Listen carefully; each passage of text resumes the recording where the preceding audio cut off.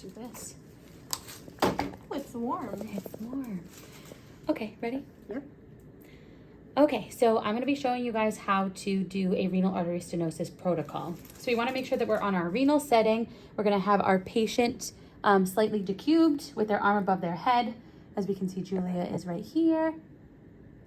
We're going to scan her kidneys. So the protocol is written down on a separate piece of paper, but essentially what you want to do is just like a regular renal protocol. So SAG kidney, couple sweeps, couple pictures, color, measurement, and then transverse sweeps with color at the mid-pole. Once you do that, you want to document any pathology that you might see, so cysts or stones or hydro, whatever it may be. Now, specifically for our renal artery protocol, we're going to do RIs. So to do RIs, we're going to do an upper, a mid, and a lower pole picture. So I'm going to have, Julia, if you could take a breath in and hold it. And we're going to get the arcuate arteries. So we want to be as superficial as possible. Those are going to be way out towards the edge of the cortex. I want to optimize my scale, so I'm turning my wall filter down. I like where my scale is, breathe. Our waveform is taking up most of our window right here. We can adjust our scale to make our waveform optimal. So now here on our touch screen, we want to try and get in the habit of putting things into our package. So when I hit my measurement button right here, we're going to hit making sure that it's on our right side right here. We're going to hit RI. So now on our screen up here, we can see that we're taking the velocity measurement of the peak systolic, and then we're going to go end diastolic right here. And we get a value of 0.60 for our RI, which is normal. So that's going to be our upper pole, and we would take that picture. Then we're going to do that 2 more times. So big breath in, Julia. Hold it. And we're going to do it for our mid pole and then our lower pole. I'll show you one more. So now see how we're getting the wrapping of our waveform. So I'm going to turn my scale up, and I'm going to put my baseline down. Breathe.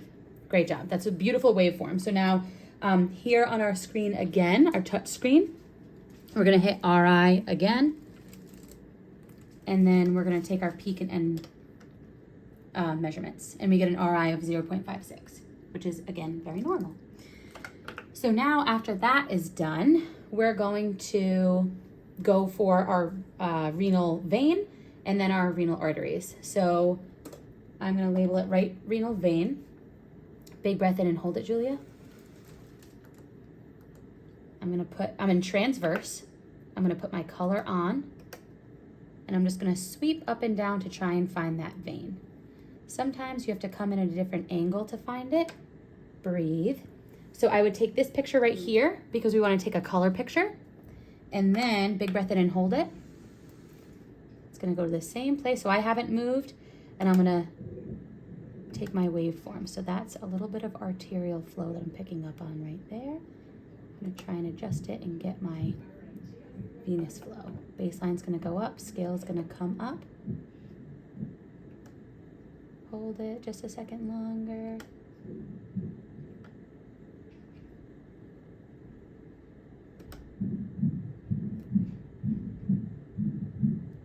Breathe, great job. So that's our right renal vein. This is pretty consistent with the peaks of the waveform. Sometimes, as you know, like veins can have kind of like an irregular pattern to them, but we know that this is venous waveform. This is not arterial. So we take one picture of our venous. We don't have to measure anything. We just take this as is. Next, we're going to go for our right renal vein. So now remember that our right renal vein, we have to do origin, proximate, distal. So distal is going to be at the kidney. So I'm working my way backwards. I always start at the kidney and I work my way to the aorta. So the order that I'm going in is distal, mid, prox, origin. Origin is at the aorta. So I'm going to do right renal artery, distal. Some people like to find the right renal artery or the renal arteries in sagittal. I like to find them in transverse because that's the course that the vessel is taking. We're going from the kidney to the aorta. So we're gonna find it best if our probe is in transverse. So take a big breath in when you're ready. Hold it. And we're gonna do a color picture always. Breathe. You can see her right renal artery going from the kidney all the way to the aorta. This is a straight shot right here. This is her renal artery. I would take that picture. Big breath in and hold it when you're ready.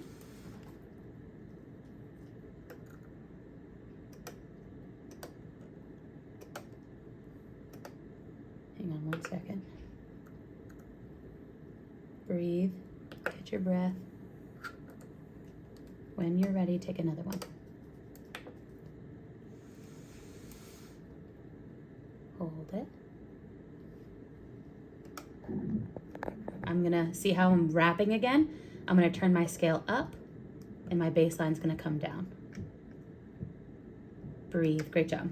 So now I'm gonna cine back and get a pretty picture.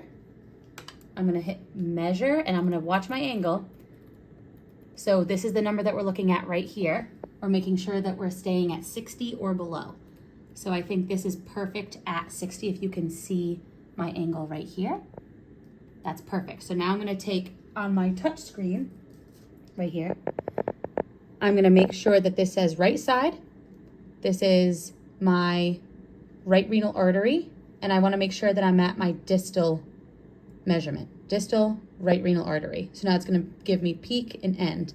And now on here, I'm gonna go peak to end. It gives you an RI, which we're not really paying any attention to, but if we do it this way, if we put it in the package at the end of our exam, we're gonna look at our report and we'll be able to see if we're missing anything. It's just a way to keep you organized because we're taking so many measurements. It just keeps you organized. So that's my distal measurement. I'm gonna do a mid, so big breath in and hold it. And I'm just gonna change my angle a little bit to stay within that 60 degrees. Breathe. Great job. So then I would go on my touch screen. I would go mid, right renal artery. And then I'm gonna go here to here. And I would take that picture. And I'm gonna do my prox. Big breath in and hold it. I'm gonna turn my color gain down a little bit so it's less noisy. I'm gonna say that this is my prox right here.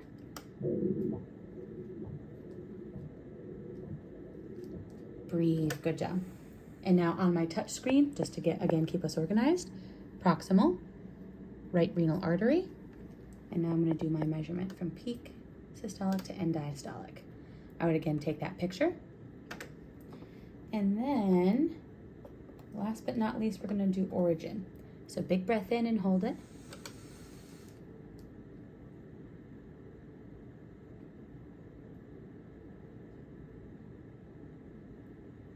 I'm gonna go as close to that aorta as I can.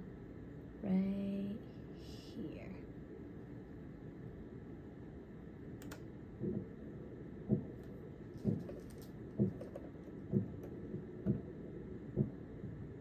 Breathe. I'm gonna cine back a little bit.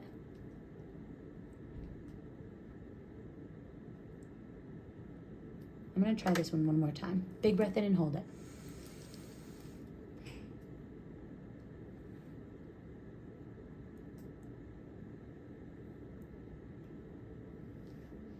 This is a good one right here. Breathe. So I'm gonna cine back a little bit. So we have aorta is right here. This is our right renal artery coming in. We wanna be literally at where that renal artery is.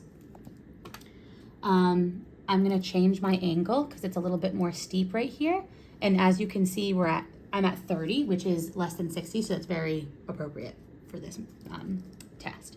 So again, on my touch screen, I'm gonna make sure that I go to origin, right renal artery, and then I'm gonna take my measurement right here, and I would take that image.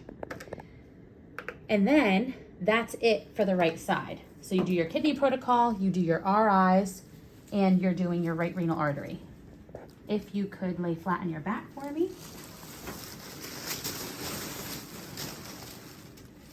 Now, I like to go, some people start with aorta, and that's fine. I like to go like right to left on the patient, so I do my right side first, and then I come back and I do my midline pictures. So you're gonna take Sag IVC with color, and then you're gonna do a waveform of the IVC. I'm gonna turn my scale down to optimize this waveform. I just want to take up as much of the screen as possible without it wrapping. I want to make sure that my angle is gone, so I'm going to put that at 0. We would take that picture, we don't need to measure anything. Then for my next picture, I'm going to take Sag aorta prox. We don't really care about the prox, but I always just like to measure it and document it. So you would do a grayscale picture, you would do an AP measurement picture, you would do a color picture, and then you would do a waveform. Now see how my waveform is wrapping? I'm gonna turn my scale up. I'm gonna bring my baseline down. Turn it down a little bit more.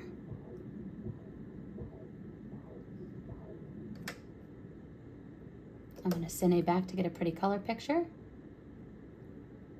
Pretty-ish, good. I'm gonna angle, has to be 60 or less. And then I would take this picture. I wouldn't put calipers on it because we don't wanna get it mixed up with our middle aorta. So we wanna go to where our renal arteries are coming out of from our aorta. So we can see, this is aorta, so this is celiac coming off, and then this is SMA coming off. And we know that the renal arteries are gonna be below the SMA. So as long as we're below the SMA, but before distal aorta, that's around the area that you want to be at when you take your aorta measurement.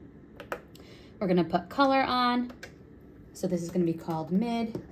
We would take that picture, and then we would take a Doppler measurement of this as well.